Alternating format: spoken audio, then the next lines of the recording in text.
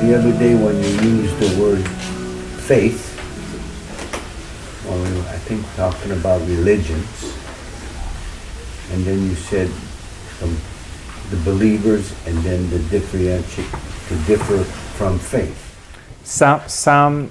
Some use the terminology differently. So they say they have faith, and it's not a belief. There is maybe a knowing. It's just terminology, faith and belief. So some say that faith is the willingness to try and see for yourself. So they just defined it differently. The thing is that some use the word belief, and they have a knowing because of the first veiling is removed, or even the second. So the veiling, we talked veiling and projection. Veiling has two aspects. The first aspect of the veiling, it does not exist. The second aspect of the veiling, it does not shine forth. What does it mean? The analogy they use, a student comes to a master or an awakened being, and the awakened being share about the non-dual perfect self as yourself. The student hears this, or the disciple hears this. He says, no, it cannot be. And he lives with his own ideas and beliefs. So that means the first veiling is playing for this being. What does it mean? You can tell somebody about share knowledge that point to truth, and they'll tell you, this is garbage, this is nonsense, let's talk about investments, let's talk about money, let's talk about health, let's talk about... That means the first aspect of the veiling is active. For them, it does not exist. They negate the truth. Okay? The second aspect of the veiling, that you hear, the disciple comes to the awakened being, and he hears about the non-dual perfect self, that it is who you truly are, and it says, yes, it resonates. Deep inside, I know it is the truth, yet I don't have a direct experience yet of that. So that means the first veiling is removed, the second veiling is still active. The second veiling, he probes, go deep into himself, yet awareness does not shine through. That means the second aspect of the veiling is active. So that means he has to keep going deep enough, going deep within, until awareness shines through, because the second veiling is removed. So the first veiling and second veiling plays a lot in the mind, even during a day or an hour or a few moments. Let's say you have a belief and you believe that it is real. That means that means in that instance, awareness as yourself does not exist. And then other times you see that it's just a belief, you don't identify with that, yet awareness does not shine forth. And you cannot make awareness shine forth. Yeah? It would be like a cloud try to make the sun be illuminated. Yeah? Yeah. So what happens? The veiling has to be removed. And how it is removed? When you keep discriminating, when you keep inquiring, when you keep concentrating, when you are in the presence of an awakened being, when you hear the knowledge, the veiling is start to remove itself. And when it removed, awareness shines through spontaneously, immediately. Not because anybody did anything. Because the mind wants to claim. It objectifies awareness and says, I did it.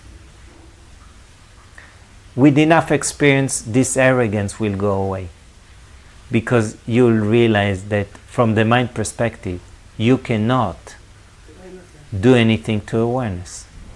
You have to subside, disappear for a moment. Yeah. So the ones who already recognize and have enough experiences, glimpses of awareness, there is no doubt that you are awareness. You know that this is the truth. And when you hear words that point to truth, you know it's words that points to truth. Yes. Yet, what can happen, it doesn't shine forth. And the only way to get it to shine forth is you keep going deep within. You have to trust that if you keep going deep within, it shines forth, and it does from experience, it shines forth. And what do you mean exactly by shining forth? Reveal itself. Doesn't it reveal itself when you are in awareness? Isn't it revealing then? Okay, who is in awareness though? I am awareness. So how are you awareness in awareness? No, okay. When I'm sitting and I know who I am there, and I can also see sort of flashing thoughts, some not very solid, some become solid. Is it shining forth at that moment? It can, How do I know? because consciousness is self-luminous. Means it illumines itself by itself. How he described it? Being self-luminous, he's talking consciousness, does neither rise nor set. It does not increase, nor does it suffer decay. Being self-luminous, it illumines everything else without any other aid. So let's take the words being self-luminous. The being, which is you, illumines itself. That means, how do you know that awareness shines through? Because there is the knowing of yourself as the self, not mentally, experientially. Okay. It's a knowing. In the beginning, the thing is that it's a very good question, because within my mind I went through the same phase. It's like my mind was trying to establish itself in the knowing. Yet the knowing is beyond the mind, so the mind cannot establish itself in the knowing. The more there is absence of thought, the knowing is being established in itself. So that's when they say establish yourself in the heart. Yeah, it's another pointer. People get confused. They think it's a physical heart, and it's actually, it has no real location. It's interesting because, as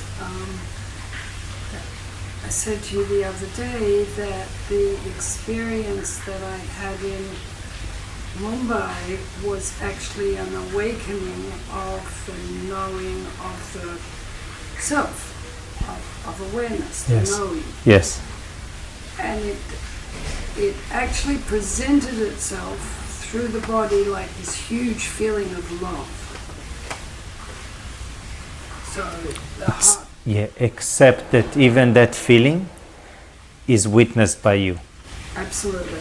So it is just a ripple. It's a ripple effect from awareness. It's not the awareness itself. No.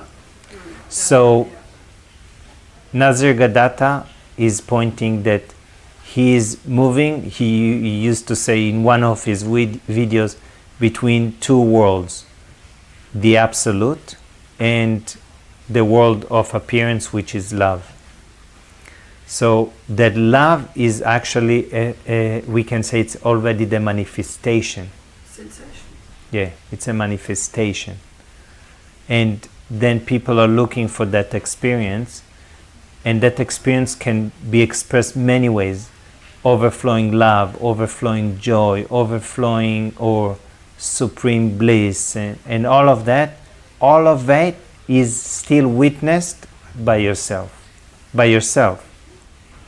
So it witnessed because it's waves. It's not permanent. Yeah, It's not permanent, it's changing. That means So it cannot be consciousness itself. Yeah, it's still of the mind. It can be. It is interpreted in the mind. Yes, it's in the pure sattvic mind. In the pure sattvic mind. Yeah. So there's no false identity.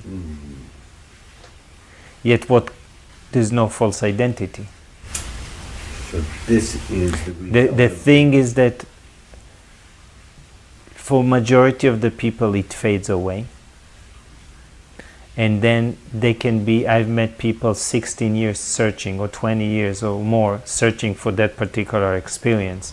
And because they don't have this experience again, they actually desert the path. They say, no, I don't mind. And they overlook the essence, which is essential, which is your core being of who you are, is changeless awareness. It's not even that particular experience. Yet, being awareness, this ripple effect of different experiences that are phenomenally wonderful and amazing can be expressed, and don't focus on that. No. I'm not even telling you, I'm telling the people who listen, don't focus on that, because you're focusing on an outcome and not the essence. veiling was.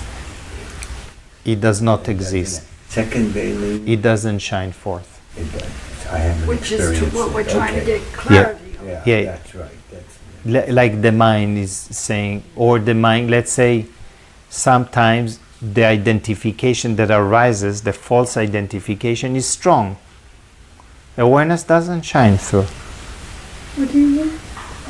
Let's say you identify with a story, reactivity, with a belief, and then awareness doesn't shine through, because the experience that is more real is the false identification.